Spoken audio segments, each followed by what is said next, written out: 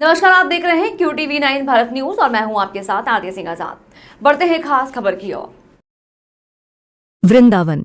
प्राप्त जानकारी के अनुसार वृंदावन रेल बचाओ मोर्चा की एक आवश्यक बैठक स्थानीय एक होटल में आयोजित की गई, जिसमें सभी ने एक राय होकर वृंदावन वासियों से अपील की सभी एकजुट हो जाए, तभी वृंदावन के प्राचीन अस्तित्व को बचाया जा सकता है।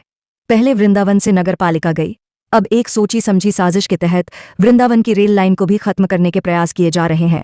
अगर अब भी वृंदावनवासी एक नहीं हुए तो वो दिन दूर नहीं जब वृंदावन भी सिर्फ पन्नों में दबकर रह जाएगा।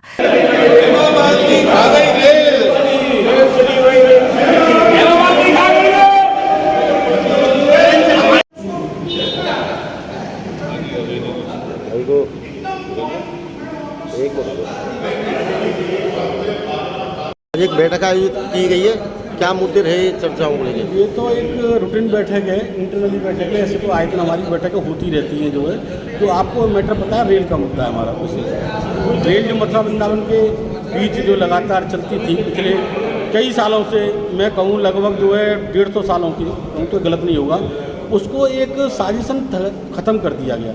साजिशन इसलिए बोलूँगा मैं, क्योंकि एक तरफ तो हमारे मोदी जी सारे तीर्थों को रेल कनेक्टिविटी दे रहे हैं, और वृंदावन जैसे तीर्थ जहाँ पर योगी जी कहते हैं 22 करोड़ लोग आते हैं, लाखों श्रद्धालु रोज आते हैं। ये लाखों श्रद्धालु रोज आते हैं, ये सब जानते हैं कि श्रद्धालु मोस्टली वृंदावन में ही जो स्टे करता है। तो वो लाखों श्रद्धालु जब टिकट सर्च करते हैं तो मजबूरन मथुरा उतरते हैं, और मथुरा से डग्गे मार वाहनों से परेशान होते हुए 1.5 घंटे वृंदावन में आते हैं। क्या उनको अधिकार नहीं है कि वृंदावन का सीधा स्टॉपेज उनको मिले?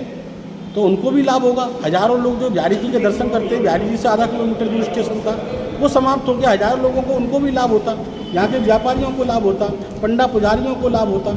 इस रेल से बहुत लाभ थे सरकार को भी, और यहाँ के स्थानीय निवासियों को भी, और पर्यटकों को भी। इस बात को समझना चाहिए, प्रशासन को भी समझना चाहिए और सरकार को भी समझना चाहिए। जो गलती हुई है उस गलती को हमें सुधार करना चाहिए, और ये जो रेल सेवा है इसको अतिशीघ्र बहाल करना चाहिए, और केवल वृंदावन मथुरा वृंदावन तक इसको सीमित नहीं रखें। ये सेवा वृंदावन से अन्य शहरों से जुड़नी चाहिए, जिससे सरकार को बड़े राजस्व की प्राप्ति हो। और कोई भी ये नहीं कह सकता, ये तो एक विवेकहीन निर्णय होगा कि वृंदावन से घाटा हो रहा है। कोई नहीं कह सकता कि वृंदावन से सवारी नहीं मिलेंगी, ऐसा कोई नहीं बोल सकता। अगर कोई मान लो रेल अधिकारी ऐसी बात करते हैं, या मान लीजिए हमारे नेता ऐसी बात करते हैं, तो मैं रेल अधिकारी बोलूँगा कि कमी रेलवे के संचालन में है। यदि वृंदावन से आपको सवारी नहीं मिलती और वृंदावन से घाटा हो रहा है तो ज़रूर आपके संचालन पर ही प्रश्न चिन्ह उठते हैं। यहाँ गलती वृंदावन वालों की नहीं है। तो उस मोर्चे को कैसे अंजाम देना है और आगे से लड़ाई को कैसे बढ़ाना है, उसी को लेकर के आज ये बैठक आउट की गई है। सभी लोग यहाँ पर अपने अपने विचारों को रख रहे हैं। आगामी 16 तारीख के विषय में सबको पता है। 16 तारीख को हमारा एक आंदोलन है, प्रदर्शन है, जो पहले 22 को हुआ था, उसको थोड़ा बड़ा रूप से करने में 16 तारीख को करेंगे। और ये लड़ाई जब तक चलेगी जब तक कि सरकार हमारी बातों को नहीं मान लेती। सर, आज एक बैठक आयोजित की गई, किन किन मुद्दाओं पर चर्चा है? देखिए, आज रेल बचाओ अभियान के तहत आज हमारी एक छोटी सी 10-25 जून की एक बैठक आयोजित की गई, जिसमें सबसे प्रमुख मुद्दा ये था, ये रेल यात्रा बंद क्यों की गई। क्योंकि मेरा जन्म लगभग मैं भी 40 साल के लगभग हो गया जब से मैं रेल को देख रहा था। और एक विरासत थी वृंदावन की, एक पहचान थी राधा रानी के नाम से, जो वृंदावन में एक छोटी हमारी मेट्रो के नाम से जानी थी, राधा रानी एक्सप्रेस के नाम से थी। उसको जो कुछ षड्यंत्रकारियों ने अपने लाभ के लिए उसको बंद कर दिया, और उसकी जगह पे रोड बनेगा, ये बनेगा, अन्य बनने की बात। यदि हमको रोड नहीं चाहिए, हमारी जो विरासत में जो थी राधा रानी एक्सप्रेस, हमको वो चाहिए।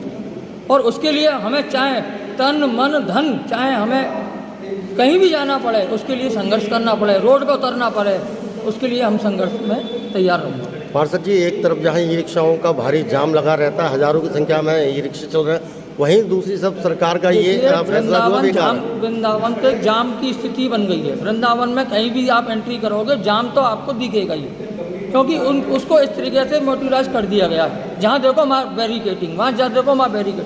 अब मुझे बताए, लाखों करोड़ों रुपए लगा के रेड लाइट लगाई गई है, इनका कोई भी चौराहे पे यदि जलती हुई दिख जाए तो मुझसे आप कह देना, इसका क्या लाभ रहा?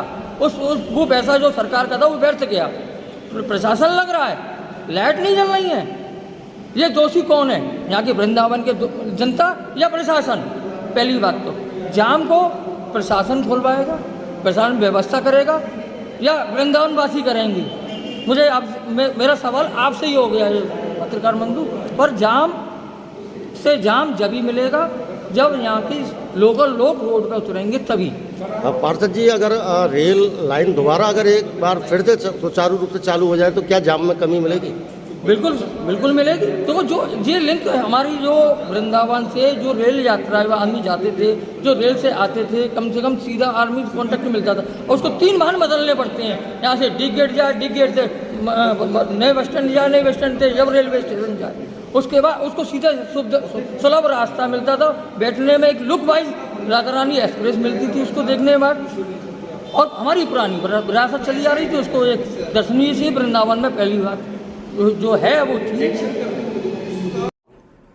फिलहाल इतना ही। खबरें भी और भी हैं, बने रहे हमारे साथ और देखते रहें QTV9 भारत न्यूज। नमस्कार।